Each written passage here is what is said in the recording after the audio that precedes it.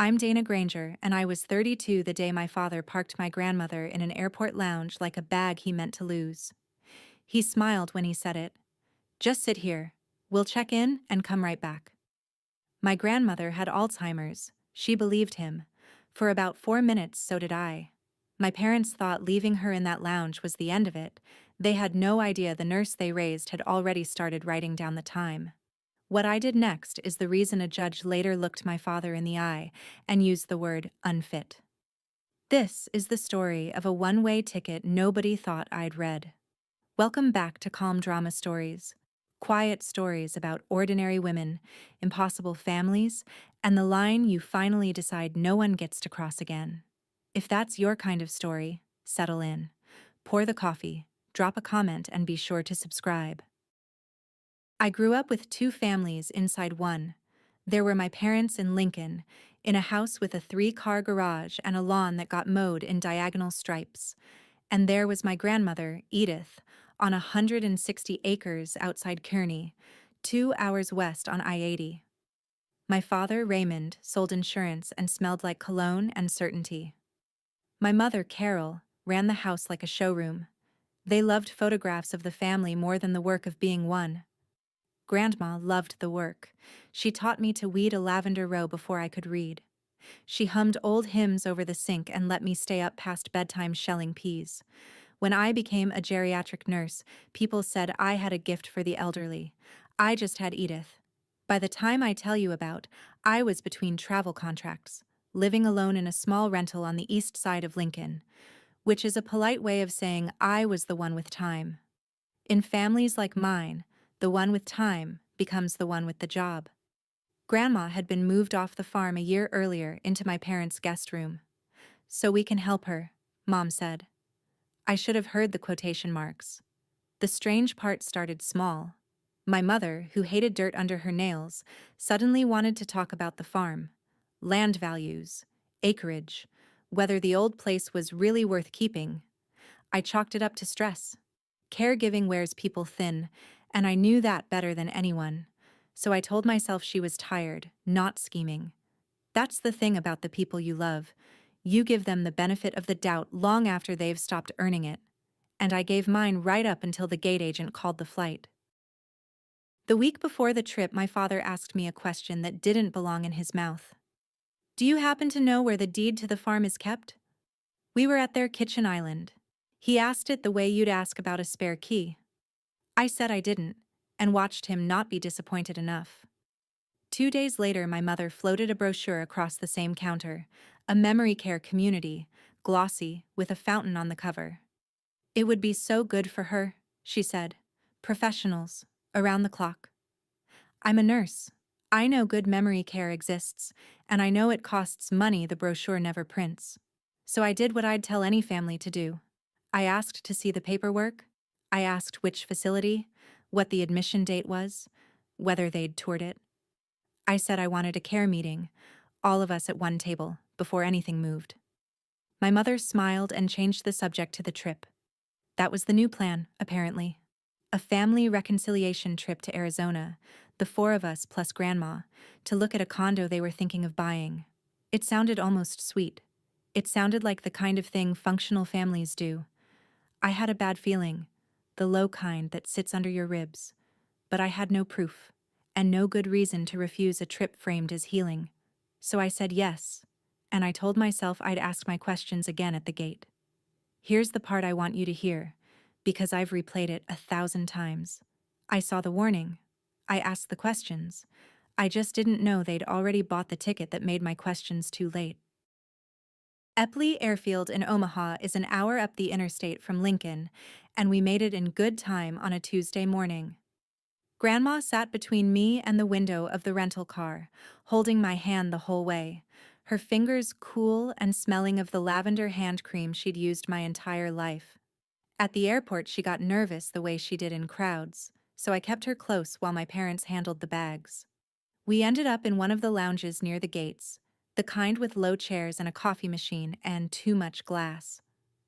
My father settled Grandma into a chair by the window. He crouched in front of her, took both her hands, and used his warmest voice, the one he saved for clients. Just sit here, he said. We'll check in and come right back.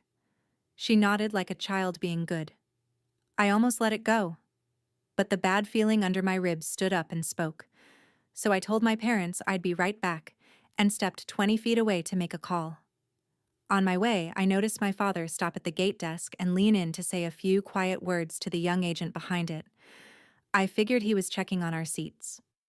I phoned the memory care community on the brochure, the one in Arizona, to confirm the arrangements I'd never been shown. A pleasant woman put me on a brief hold. Then she came back and said the words that rearranged my life. "Ma'am, I'm sorry. We have no admission under that name. We have no record of any Granger at all." I turned around mid-sentence. The chairs where my parents had been sitting were empty. Their carry-ons were gone.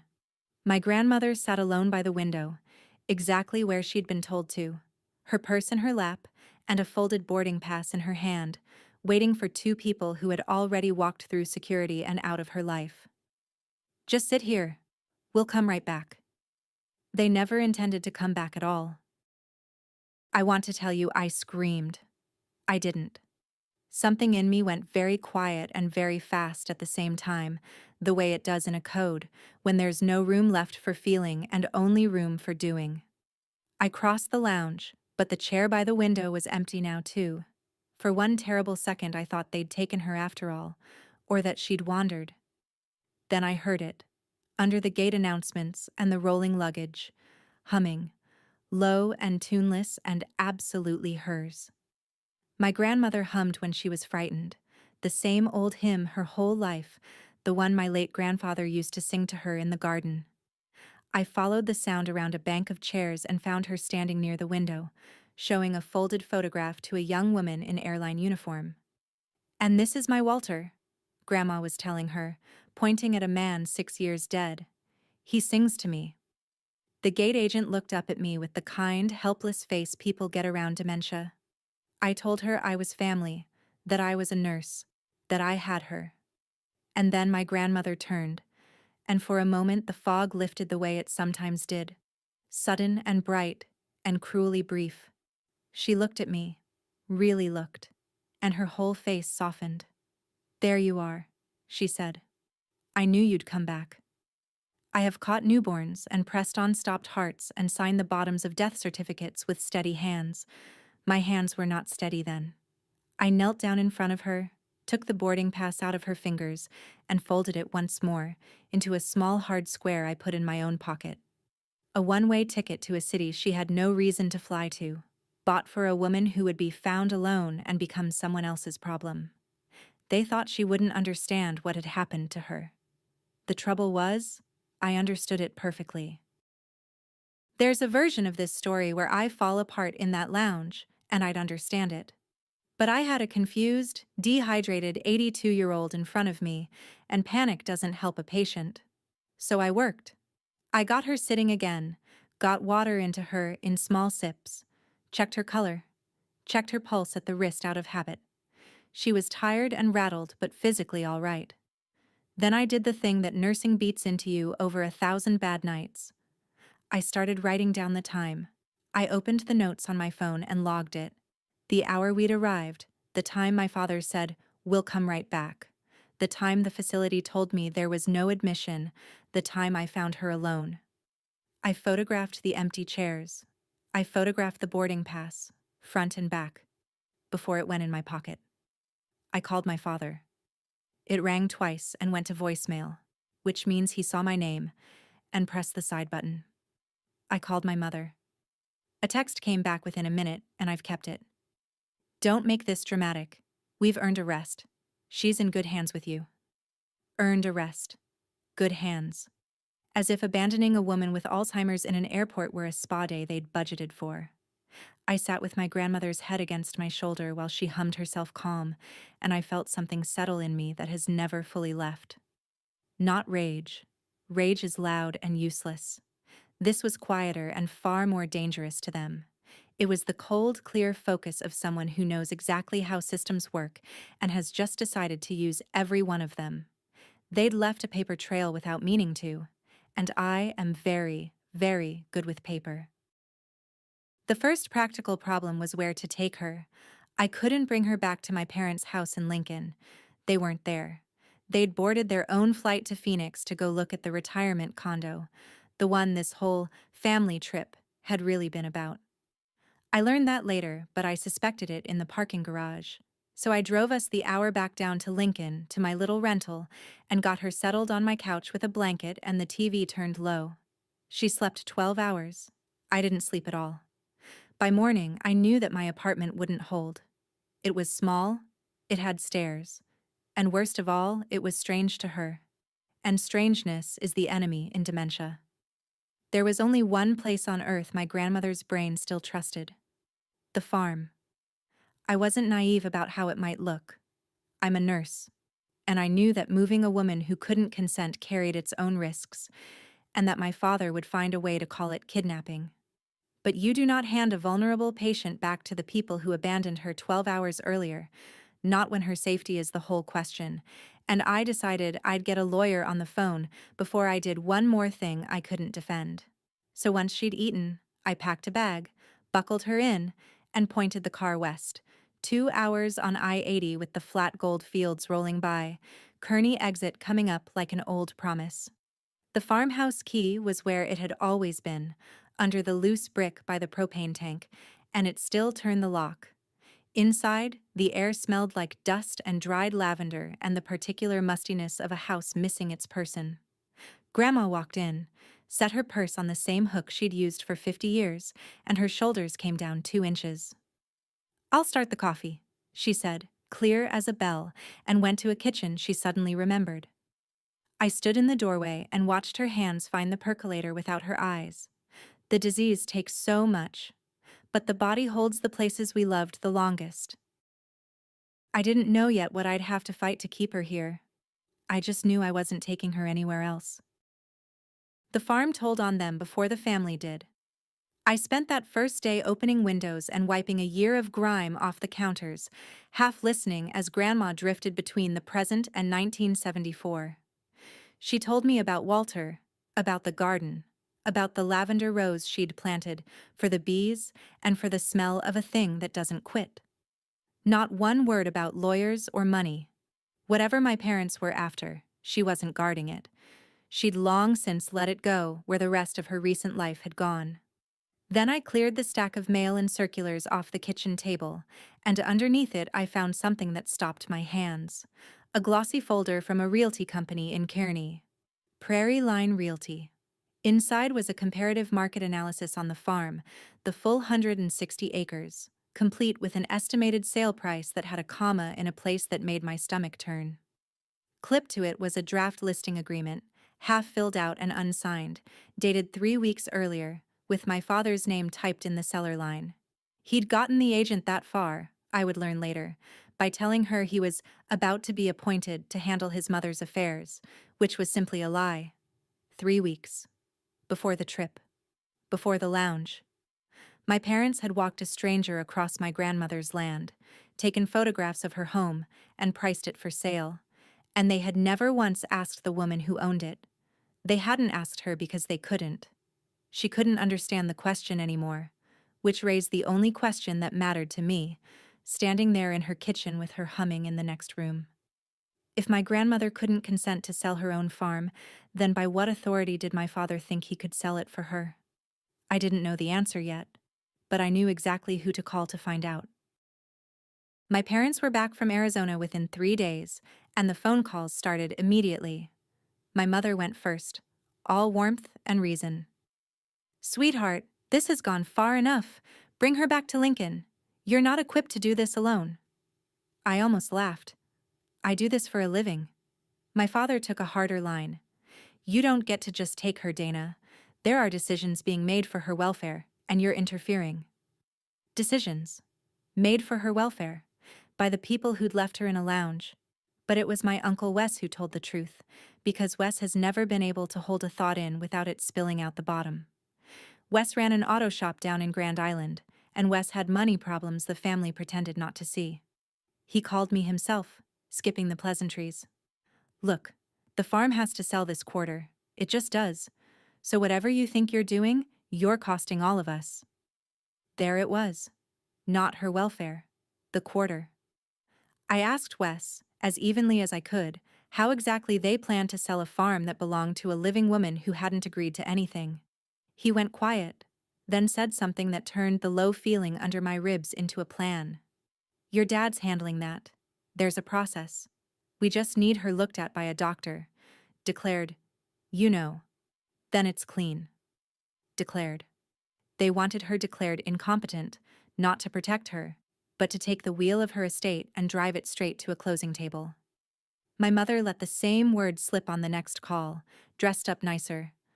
A competency evaluation. It's just paperwork, Dana. It is never just paperwork. And I was about to make sure they learned that the expensive way. I didn't argue with them anymore after that. Arguing is what they wanted, because an argument is just noise, and noise goes nowhere. Instead, I called a lawyer, not a flashy one.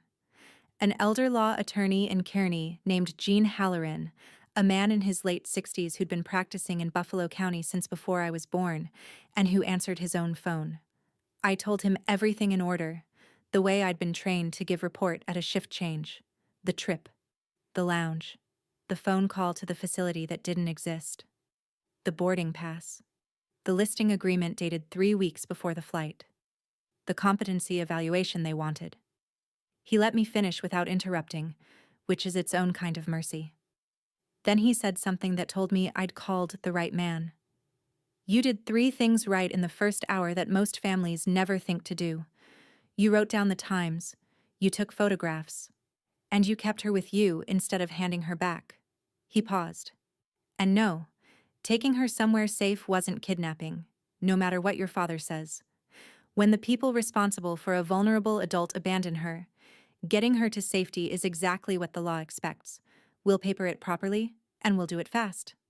Then, quieter. Tell me you kept the boarding pass. I told him it was in my wallet that very minute. I want to pause here, because some of you watching know exactly how this feels. You're the one who shows up. You're the one everyone calls when it's hard and somehow never when it's easy. You've been told you're good at this, which is how families turn a person into a service. If that's you, stay with me, because this is the part where she stops being the only one who shows up and starts being the one who's ready. Subscribe so the next quiet woman carrying her whole family can find this story when she needs it. Now, back to Mr. Halloran and what he told me about the law. Before I tell you the law, I have to tell you what it cost, because nothing about this was clean or easy. My parents got to the family first. They were always better at the story than at the truth. By the end of that week, half the relatives believed I had taken Grandma in some fit of drama, that I'd cut her off from her loving son and daughter-in-law, that I was unstable, overworked, maybe a little unwell. My father is very good at looking concerned. My mother cries on cue. Against 2 people who look that good in church clothes, a tired nurse who works nights doesn't stand a chance in the rumor mill. My phone filled with messages from aunts and cousins, some confused, some cold. One great-aunt called to tell me in a voice dripping with worry that my mother was just sick about the money you're spending of Edith's. That one landed, I'll admit, because here's my particular weakness, the one I've had to learn the hard way. I am the woman who does everything alone. I don't ask for help. I don't build a team. I carry it, and tell myself that needing no one is the same as being strong. So when the family closed ranks against me, my first instinct wasn't to call allies. I didn't have any. I'd spent my whole life being the one others leaned on, and I'd never once practiced leaning back. I sat in my grandmother's kitchen that night feeling more outnumbered than I'd ever felt in my life, with one confused old woman asleep down the hall and a folder full of paper that I wasn't yet sure was enough. And then I remembered the one thing they kept saying. They kept saying she wouldn't know. And I started to understand that they had no idea what she knew. I went back through every message and call from the weeks before the trip, reading them the way you read a chart on a patient who crashed, looking for the moment it all went wrong. And there it was, in a voicemail my mother had left me the night before we drove to Omaha. one I'd only half listened to at the time. She'd been talking fast, the way she does when she's convinced herself of something. Honestly, Dana, the doctors say she's barely there. She won't even know we're gone. She won't even know we're gone. I sat with that for a long time. There was a text thread, too, that I shouldn't have been able to see but could, because my father had once added me to a family group and never removed me. He'd written it to Wes weeks earlier, casual as anything. Don't worry about Mom. The farm's basically mine anyway. Just need to move her along. The farm's basically mine anyway. Just need to move her along. Move her along. Like cattle. Like inventory. Like a chair you carry to the curb. And underneath the disgust, something useful clarified for me. This wasn't a family that had cracked under the unbearable weight of caregiving, though they'd certainly tell the judge it was. This was a calculation. They had decided, in advance and in writing, that an old woman's mind was gone, that her land was theirs, and that the most efficient way to collect was to lose her somewhere far away and let the state sort it out. They had done the math on her. What they'd forgotten is that I do math too. And the most expensive miscalculation they made wasn't the listing agreement or the one-way ticket. It was the assumption hiding under every cruel word. They thought she wouldn't know. She knew. She knew exactly who walked away and exactly who came back. I won't pretend caring for her was easy, because that would dishonor everyone watching this who actually does it. The nights were the worst. Dementia gets louder when the sun goes down. They call it sundowning. And there's no chart that prepares you for the woman who raised you not knowing your face at 2 a.m. She'd get up, frightened, looking for Walter, looking for a baby long grown. The thing that worked, the only thing, was her own garden. I'd take her hands and rub the lavender cream into them, the same scent from the same brand she'd used for 40 years, and I'd walk her to the back window where her lavender rose used to be. They'd gone to seed and weed in the year she was away, gray and leggy and half dead in the dark. But she'd look at them, and something in her would quiet, and she'd tell me, every time as if for the first time, that lavender is the one plant that smells better after you cut it back.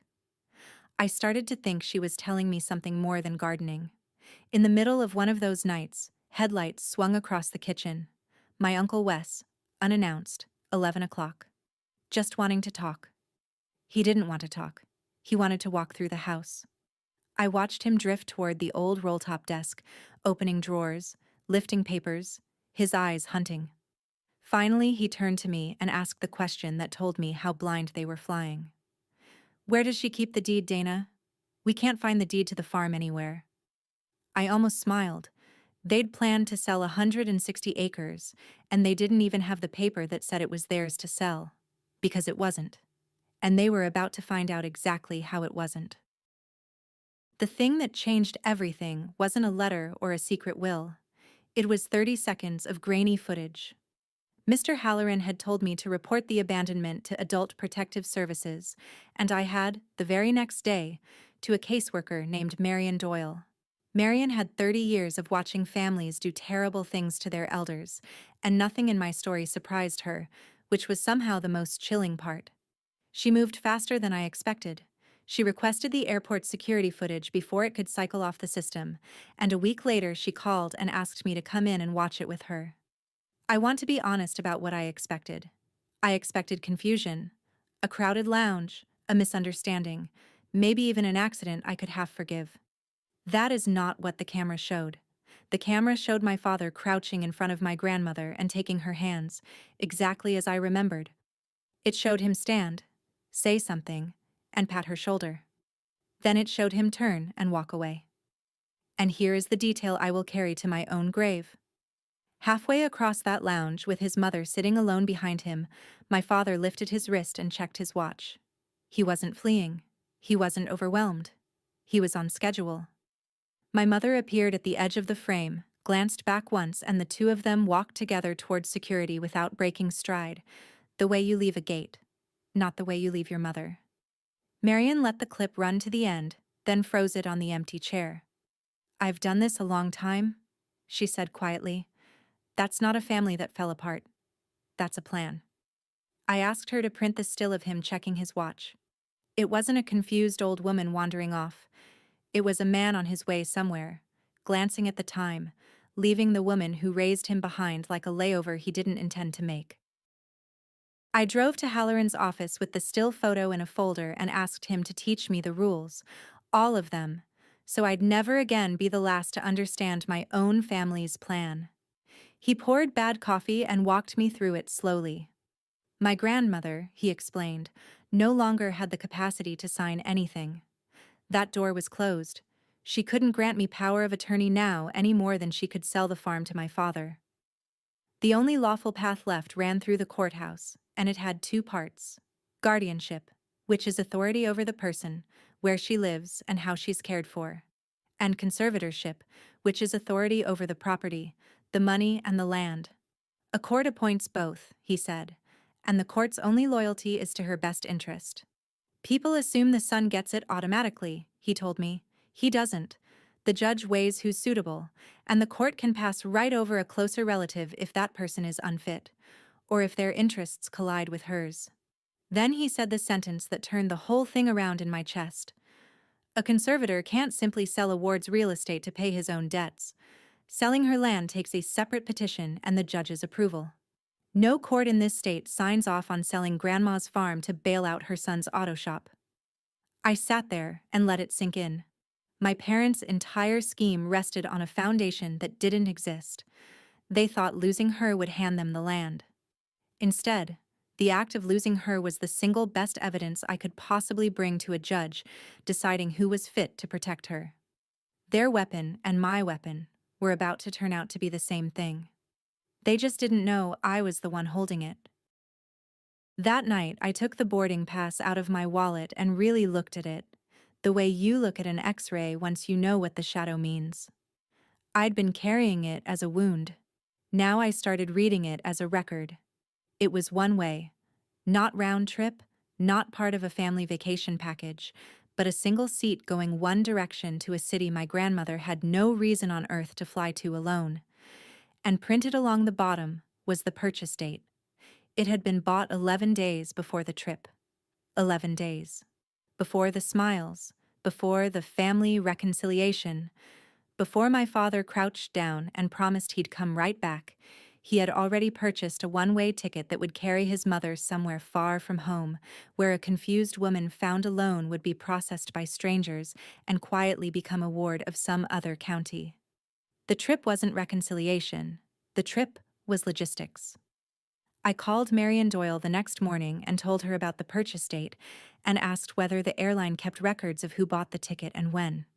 She said they did, and that with the abandonment report open, those records could be requested through the proper channels, along with the camera footage already in hand. I added it to the folder. The folder was getting thick now, and every page in it was something my parents had created themselves and handed to me without realizing. The listing agreement they'd signed, the voicemail my mother left, the text my father sent, the footage, the ticket. I hadn't dug up a single secret. I had simply refused to throw away anything they gave me, and they were about to give me one more gift. They were about to take me to court. They struck first, the way people do when they think speed looks like confidence. I was served on a Thursday, standing in my grandmother's kitchen with flour on my hands, by a process server who looked genuinely sorry about it. My father and my uncle had filed a petition for guardianship and conservatorship of Edith Granger. Their petition named me, of course. According to the paperwork, I was the problem. I had removed the ward from her established residence, isolated her from her immediate family, and was exercising undue influence over a vulnerable adult. Likely, it implied, to get my hands on her estate. I had to read it twice, because the gall of it took a minute to register. The two people who had bought a one-way ticket and left her in an airport were petitioning a court to protect her from me. The arsonist had called the fire department to report the homeowner. I'll tell you the honest truth about how it felt. For about an hour, it felt like losing. They had money for lawyers and a story polished by years of telling. I had a folder and a night shift nurse's salary, and a grandmother who couldn't testify on her own behalf. But Halloran, when I called him in something close to panic, sounded almost pleased. Good, he said. Let them file. Now there's a hearing. Now a judge has to look at all of it. In one room, on the record. And Dana, everything they did to her gets entered into evidence, whether they like it or not. A hearing. A date on the calendar.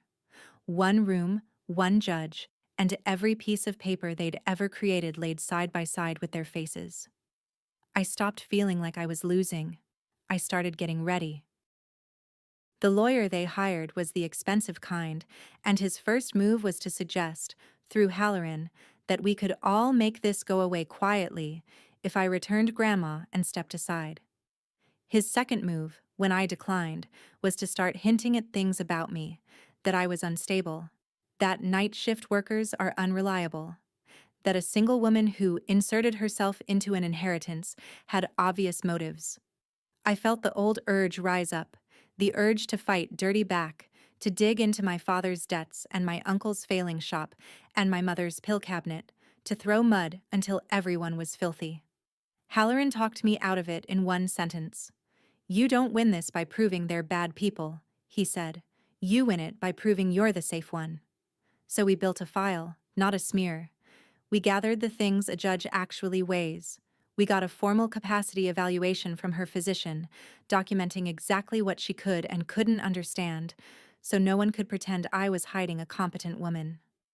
I printed my care log, every medication and meal and bad night, dated and timed in a nurse's plain hand.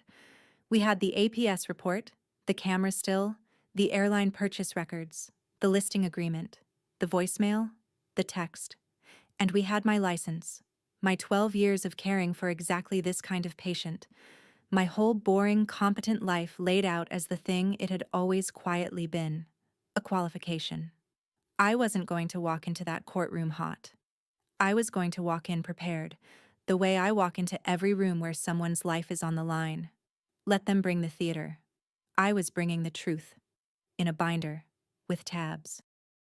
I gained 2 witnesses in the weeks before the hearing, and neither one was family, which tells you something about my family. The first was the gate agent. Her name was Teresa, and she was the young woman my grandmother had shown the photograph to in the lounge. Marion Doyle had tracked her down through the airline. Teresa remembered the whole thing because how do you forget it? She remembered an elderly woman, clearly confused, sitting alone, and a man and woman she'd seen leave her there. She remembered, most of all, something my father had said to her at the desk on his way past, almost as an aside. He'd told her, in case anyone asked, that someone would be along for the older lady. Someone. Not, her granddaughter is right there. Just someone, eventually, to deal with the older lady. Teresa agreed to say so under oath. My second witness was old Mr. Vogel, the Grangers' nearest neighbor for 60 years, whose land ran up against ours. He couldn't speak to airports or paperwork, but he could speak to who Edith was, and who'd showed up. He told me how, every spring, he used to hear my grandfather singing that same hymn to Grandma out in the lavender at dawn, the one she still hummed when she was scared. He told me Edith had asked about me by name all year, even as the rest of her slipped, even in the house in Lincoln when my parents told her I was too busy to visit. That one I had to sit down for. They'd told her I'd abandoned her, all while planning to abandon her themselves. She'd hummed her way through it, holding on to a granddaughter she'd been told wasn't coming. And then one day, in an airport, that granddaughter came back. My mother came to the farm alone, a week before the hearing. I almost didn't let her in, but she stood on the porch looking smaller than I'd ever seen her, and some stubborn part of me still wanted to understand, so I put the kettle on. She didn't ask to see Grandma. She sat at the kitchen table and, for the first time in my life, she told me the truth, or her version of it. You don't know what this year was? She said. She got up at 3, every night. She didn't know me. She called me a thief in my own house. I gave up everything to care for her, and she looked at me like a stranger. And here is the part I won't lie about, because the story isn't honest otherwise. For a moment, I felt for her. Caregiving without help breaks people. I've watched it break stronger people than my mother. The exhaustion in her face was real. The grief was real. If she had said the next words, "And I broke," "and I'm sorry," I might have found a way to forgive her. She didn't. She wiped her eyes, straightened her spine, and said, "So you have to understand. She wouldn't have known the difference. She won't even know we're gone." There it was again. The same words. The same math. She wasn't asking for forgiveness. She was asking me to agree that what they'd done was reasonable, because the cost to her had been high. I set down my cup. "Mom," I said. She knew exactly who walked away, and she knew exactly who came back. "You still don't understand what the problem is, do you?" She left without finishing her tea. I never doubted again. After she left, I made the decision that the whole rest of my life would hang on. I had a choice, and Halloran laid it out fairly. We could settle. They might, under the weight of the evidence, agree to drop their petition and quietly let me keep her, if I agreed to keep the worst of it out of the record. Or we could go to the hearing and put all of it in front of a judge, on the record, in public, with my parents in the room. The quiet way would protect the family name. The loud way would protect every other family that has someone like my grandmother and someone like my father. I thought about Teresa, who remembered an old woman alone. I thought about Marion, who'd watched that footage with 30 years of practice and called it a plan. I thought about the listing agreement dated 3 weeks before the Smiles, and I decided that the family name had been protecting the wrong people for far too long.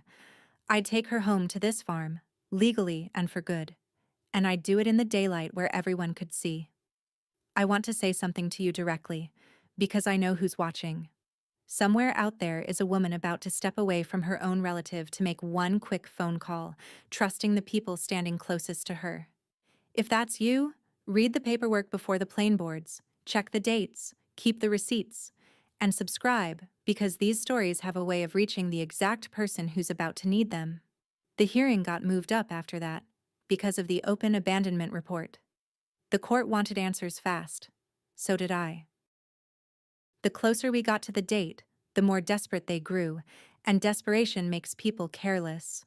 Uncle Wes was the crack in the dam. His auto shop in Grand Island was further gone than the family had let on. The bank had called his note, and his entire plan for staying afloat had been his share of the farm sale, money he'd been counting as good as banked for months. With the sale frozen, Wes was weeks from losing the shop he'd built over 20 years.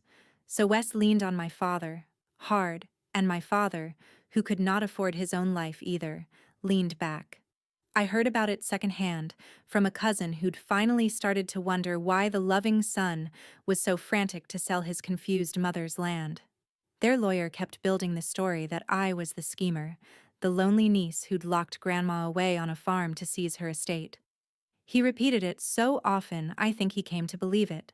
What their lawyer didn't know, because his clients hadn't told him, was that there was no estate to seize, no deed in their favor, no secret document I was hiding.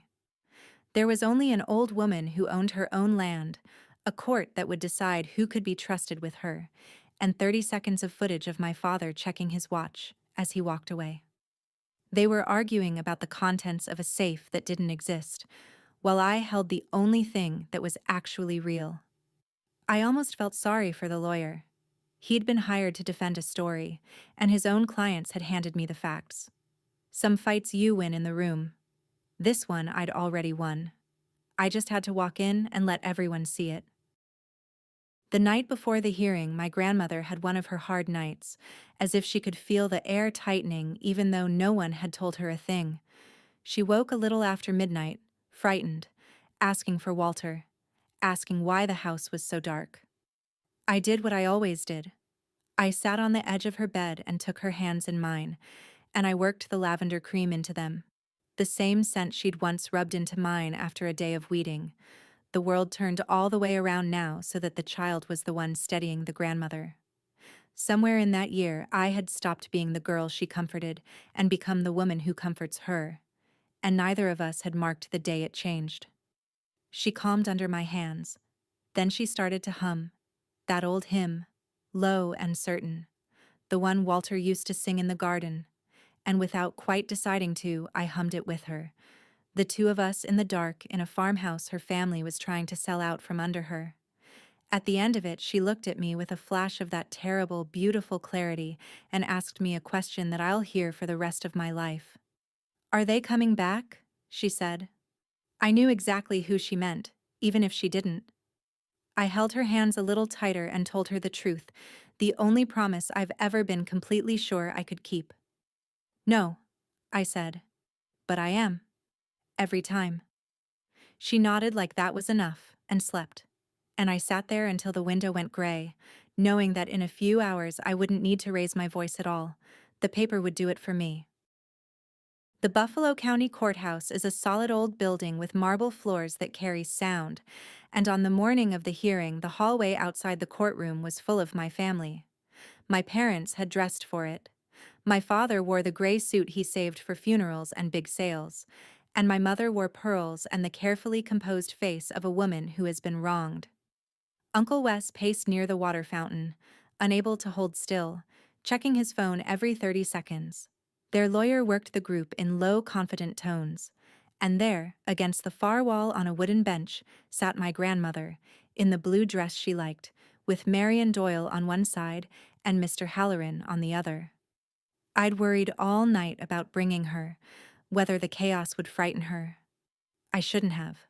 While my father straightened his tie and my mother rehearsed her sad face, and my uncle wore a hole in the marble, my grandmother sat perfectly still in the middle of all of it, hands folded in her lap, humming. That same old hymn, soft and steady, filling the hallway like it was a garden and not a courthouse. The contrast wasn't lost on a single person standing there. The people who claimed to be falling apart from worry over her couldn't stand still. The woman they'd abandoned was the calmest soul in the building. My father wouldn't look at her. My mother couldn't stop looking at her. And when the bailiff opened the doors and called the matter of the guardianship and conservatorship of Edith Granger, I took my grandmother's humming hand, helped her to her feet, and walked her in myself. Whatever happened in that room, she would not sit alone in it. Not ever again. They went first, and they went hard. Their lawyer was good.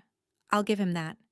He stood and painted a portrait of a devoted son and his loyal wife, a couple who had sacrificed their own retirement to care for an ailing mother in their home for a full year, only to have a resentful, isolated niece swoop in, snatch the vulnerable woman away to a remote farm, cut off her loving family, and position herself to control an estate. He used words like unstable and undue influence and deeply concerning. He noted that I worked nights, lived alone, and had no children of my own to occupy me, as if my whole life were evidence of a deficiency. My father took the stand and was magnificent at it. He let his voice crack at exactly the right moment. He talked about how hard the year had been, how worried he was for Mom's safety way out on that farm with just Dana, how he only wanted what was best for her. He never once mentioned an airport. My mother dabbed her eyes. Wes nodded along too vigorously. I sat at our table with my grandmother's hand in mine, her thumb moving in slow circles against my palm, and I felt the courtroom tilting their way, felt the judge, a sharp-eyed woman named Peterson, taking it in with a neutral face. This is the part where, in the version of me from a year before, I'd have stood up and started yelling the truth, hot and desperate and lost. But I'd learned something in the lounge and every night since. The loud one in the room is rarely the one telling the truth. So when Judge Peterson finally turned to me and asked whether I wished to respond to the petition, I didn't raise my voice. I stood up quietly, and I opened the binder. I told the court I was a registered nurse with 12 years in geriatric care, dating back to my first job as a nurse's aide at 19, and I entered my license and my credentials into the record because suitability was the question and competence was my answer. Then, one document at a time, I let my family's own work speak. I entered the unsigned draft listing agreement from Prairie Line Realty, dated 3 weeks before the so-called family trip, my father's name typed in the seller's line, offering for sale a farm that belonged to the living woman sitting beside me. I entered the airline records showing a one-way ticket, purchased 11 days before that trip, in my grandmother's name, to a city she had no connection to and no one waiting in. I entered my mother's voicemail and let the courtroom hear her own voice say the words, "She won't even know we're gone." I entered the physician's capacity evaluation and my dated care log, every hard night accounted for in plain ink. And then, last, I asked the court to watch 30 seconds of video. The bailiff dimmed the lights. The footage played on the screen. My father crouching, taking her hands, standing, walking away. And halfway across that lounge, with his mother sitting alone behind him, lifting his wrist to check his watch. I heard someone in the gallery gasp. I didn't turn around. Marian Doyle testified next, calm and devastating, to her findings and to 30 years of telling the difference between a family that breaks and a family that plans. Then Teresa, the gate agent, took the stand and told the court in a shaking voice that the well-dressed man had assured her someone would be along for the older lady. Through all of it, I stayed standing, and I stayed quiet, and I let the paper do what paper does. When I finally sat down, the courtroom that had been tilting toward them an hour earlier had gone completely, perfectly silent. They had built their whole case on the idea that no one would ever connect the dots. I'd simply laid the dots in a row and turned on the lights. That's when my father broke, the way I'd known he would, because men like my father can survive anything except being seen. He came up out of his chair before his lawyer could stop him, his composure gone, his voice loud enough to make the bailiff move. "This is exactly what I'm talking about," he shouted. "She's manipulating all of you. She's turned this into a circus to steal what's rightfully mine." Rightfully mine. The whole room heard it, and Wes, panicked, half rose beside him and said the rest of it out loud, the part their lawyer had spent weeks burying. "We needed that sale, Ray. We're out of time. The bank's not going to wait." There it was, in front of the judge, in their own mouths. Not her welfare. The sale. The debt. The clock. I stood back up, and I did not match his volume. I went the other way. The angrier he got, the quieter I became, until the whole courtroom had to lean in to hear me, which meant they leaned away from him. I looked at my father and I said, evenly, "You told her? Just sit here. We'll check in and come right back." I let it land. "You did come back. For the farm. Not for her." Then I turned to my mother, who had stopped dabbing her eyes. "You said she wouldn't even know you were gone." I held her gaze until she dropped it. She knew exactly who walked away, and she knew exactly who came back. My father was still standing, breathing hard, with nothing left to say that wouldn't make it worse, and his own lawyer had a hand on his arm trying to get him to sit down. My grandmother, through all of it, had kept humming, soft and unbothered, in her chair beside our table, the one calm thing in a room full of people losing control. Judge Peterson looked at the shouting son, and the panicking brother, and the weeping wife, and then at the quiet old woman humming a hymn, and at me, standing there with my hands folded and my binder closed. She picked up her gavel. She did not need long. Judge Peterson ruled from the bench, which Halloran told me afterward she rarely does, with a full written order to follow. She found that Edith Granger was indeed incapacitated and in need of protection, the one thing both sides agreed on. Then she found that the petitioners, my father and my uncle, were unsuitable to serve, and she used plain words for it. She said the evidence showed they had not acted in the ward's interest, but in their own financial interest, that abandoning a vulnerable adult in an airport was, in her words, as clear a disqualification as this court has seen, and that a man who would do that to his mother could not be trusted with her person or her property. She denied their petition in full. She appointed me, Dana Granger, as both guardian and conservator of my grandmother, with the authority to decide her care and to manage her property for her benefit, and hers alone. And she made it clear, looking directly at my father, that no petition to sell the farm to satisfy anyone's debts would find a friendly ear in her courtroom. Then she did one more thing. She directed that the Adult Protective Services findings and the airport footage and the records be forwarded to the county attorney's office to review whether criminal charges for abandonment and neglect of a vulnerable adult should follow. That part wasn't up to me, and I want you to understand I never asked for it. I only ever asked to keep my grandmother. But the law, it turns out, has its own opinions about leaving an 82-year-old woman in an airport. My father did not look at me as he left. He did not look at his mother either, which somehow hurt worse. He had walked into that courtroom certain the closest blood would win. He walked out having learned that blood was never the question. The question was, who showed up? The fallout was real and measurable, and none of it was the kind of revenge that needs a raised voice.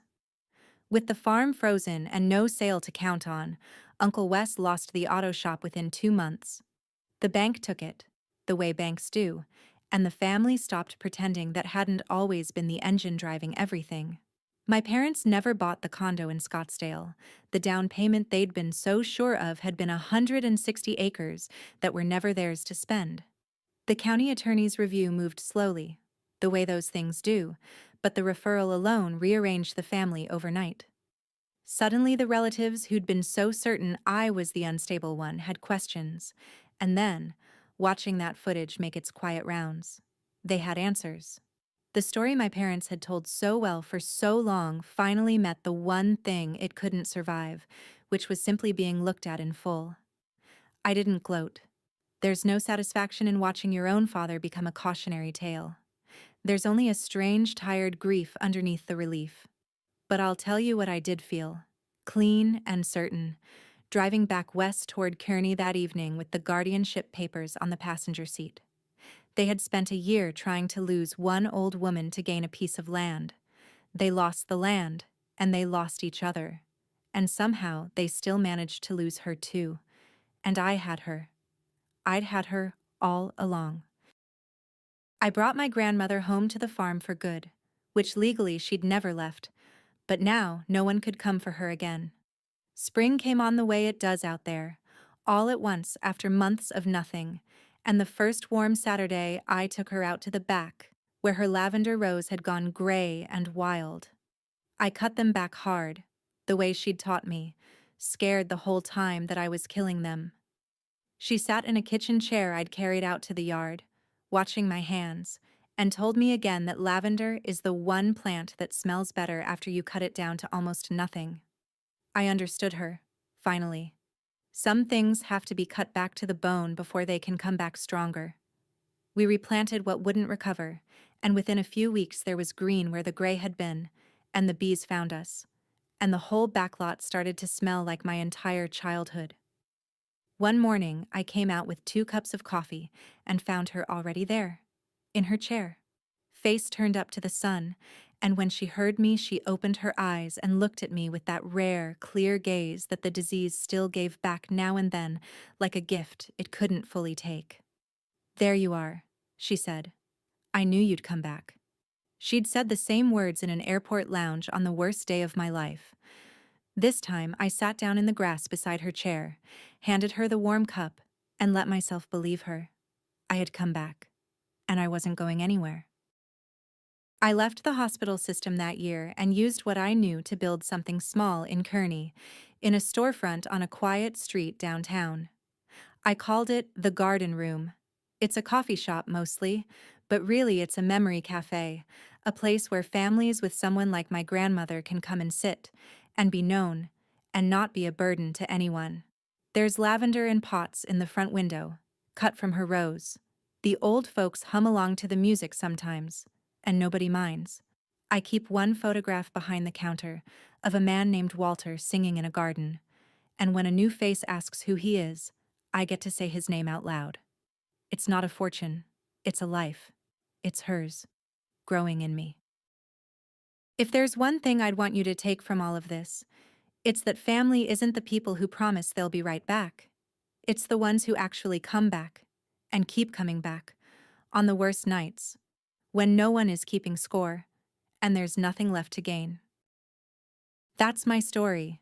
One lounge, one promise nobody meant to keep, and one quiet woman who refused to throw away anything they handed her. If this reminded you to ask your parents where the important papers are, or to check on the relative everyone forgets, take that as a sign. Do it today. If you know someone carrying their family alone, share this so they know they're not. Drop a comment, subscribe, and I'll see you next time.